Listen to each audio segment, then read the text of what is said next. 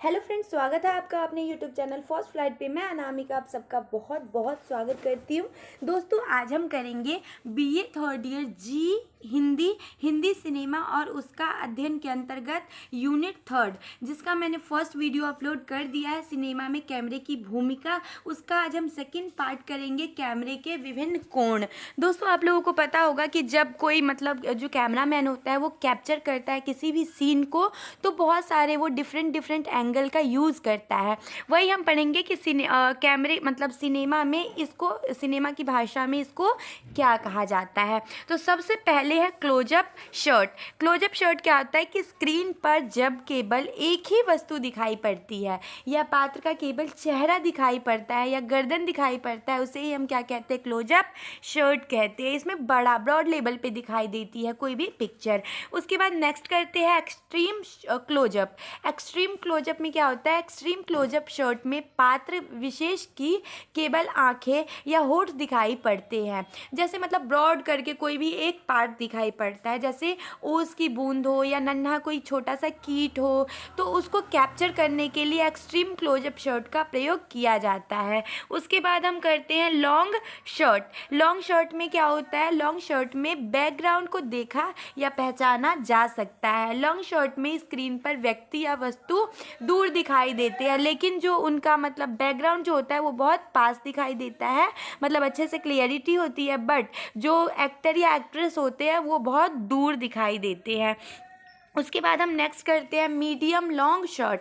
Medium long shot में क्या होता है, स्क्रीन पर व्यक्ति या वस्तु दिखाई पड़ता है, किंतु बैकग्राउंड जो है वो उतना इफेक्टिव दिखाई नहीं पड़ता है, उसका उल्टा हो जाता है, लॉन्ग शॉट का उल्टा मीडियम शॉट में हो जाता है। उसके बाद हम नेक्स्ट करते हैं extreme long shot.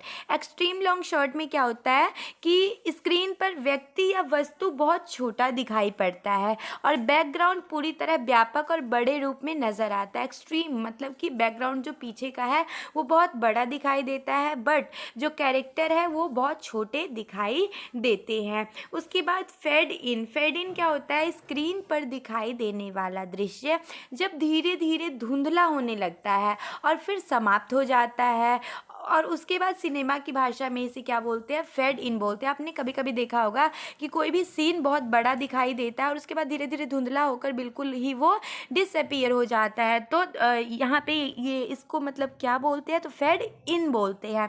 Fade in का उल्टा अपोजिट हो जाता है फेड आउट। फेड आउट में क्या होता है दोस्तों, पर्दे पर दिखाई देने वाला दृश्य धीरे धीरे स्पष्ट होने लगता है और बहुत ही क्लियर साफ दिखाई पड़ने लगता है। इसे हम सिनेमा की भाषा में क्या कहते हैं, फेड आउट कहते हैं। उसके बाद हमारा नेक्स्ट आता है zoom in short. Zoom in short में क्या होता है, स्क्रीन पर दिखाई देने वाला व्यक्ति या वस्तु धीरे धीरे पास आता प्रतीत होता है, जूम होता हुआ प्रतीत होता है, बड़ा होता हुआ प्रतीत होता है। उसके बाद जूम इन का अपोजिट जूम आउट में हो जाता है कि जूम आउट शॉट में स्क्रीन पर करीब दिखाई देने वाला व्यक्ति धीरे धीरे दूर होता जाता है। आपने देखा होगा कि कभी कभी कोई एक्टर या कोई एक्ट्रेस बहुत पास होते हैं, लेकिन क्या होता है वो धीरे धीरे बहुत ज़्यादा दूर दिखाई देते हैं, तो दैट मीन्स वहाँ पे किसका यूज़ हुआ है, जूम आउट शॉट का यूज हुआ है। उसके बाद नेक्स्ट हम करते हैं डिजॉल्व इनटू। डिजॉल्व इनटू क्या होता है कि स्क्रीन पर एक बिंब धीरे धीरे अस्पष्ट हो जाता है और दूसरा बिंब उभरने लगता है। आपने देखा होगा कि कभी कभी एक जो पहले से दिखाया गया पिक्चर है वो डिसअपीयर हो जाता है, गायब हो जाता है, और जो दूसरा जो पिक्चर है वो धीरे धीरे उभरने लगता है, तो वहाँ पे डिजॉल्व इन टू का प्रयोग किया जाता है। कुछ क्षण बाद दूसरा बिंब बहुत ही अच्छे तरीके से गायब हो जाता है और पहला गायब हो जाता है और दूसरा बहुत ही क्लियर दिखाई देता है। उसके बाद हम नेक्स्ट करते हैं वाइप। वाइप क्या होता है, वाइप शॉट का प्रयोग थोड़ा अंतराल देने के लिए किया जाता है। थोड़ा इंटरवल, जैसे आपने देखा होगा कि एक पिक्चर आ रही है, कोई जो कैरेक्टर है वो बोल रहे हैं, जस्ट दूसरा कैरेक्टर आता है, तो थोड़े इंटरवल के बाद आता है।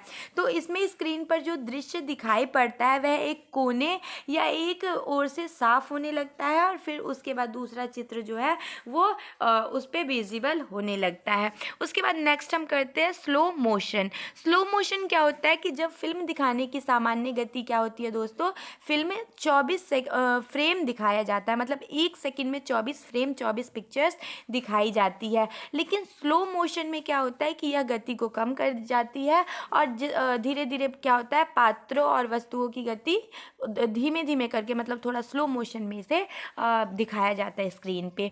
उसके बाद करते हैं मोनताज। मोनताज क्या होता है, लंबे समय में घटने वाली घटनाओं को संक्षेप में प्रस्तुत करने के लिए मोनताज का प्रयोग किया जाता है। मतलब कोई घटना जो बहुत टाइम बाद घट रही है, जैसे किसी को कुछ याद आ रहा है तो काफ़ी टाइम तक याद आ रहा है, फिर वो अपना मतलब फ्लैशबैक में चला गया था, फिर वापस आ गया वो, तो बहुत लंबे समय में घटने वाली जो घटना होती है उसे हम सिनेमा की भाषा में मोनताज कहते हैं। उसके बाद करते हैं रिएक्शन शॉट।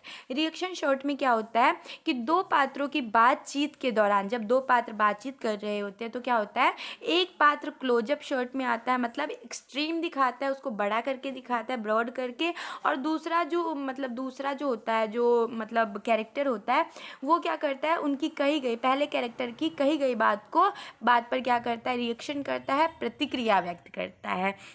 उसके बाद नेक्स्ट हम करते हैं पीओवी शॉट।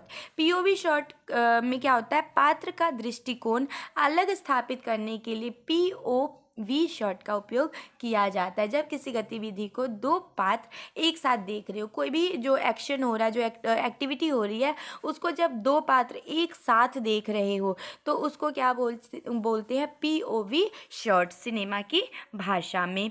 और उसके बाद लास्ट बट नॉट लिस्ट, दोनों पात्र का अपना अलग अलग दृष्टिकोण हो तो दोनों के दृष्टिकोण को अलग अलग दर्शाने के लिए पीओवी शॉट का उपयोग किया जाता है। तो इसी के बाद हमारा सेकंड पार्ट जो कैमरे के विभिन्न कोण हैं वो ख़त्म होता है, और इसी के बाद बाद में डिजिटल कैमरा लेकर आऊँगी पार्ट 3 में। तो आप लोग जुड़े रहिए फर्स्ट फ्लाइट चैनल के साथ। और दोस्तों, अगर आप लोगों को वीडियो अच्छी लगी हो तो वीडियो को लाइक कीजिए, चैनल को सब्सक्राइब कीजिए और दोस्तों में शेयर करना तो बिल्कुल भी मत भूलिए। और अपना कीमती समय देने के लिए आपका बहुत बहुत धन्यवाद दोस्तों।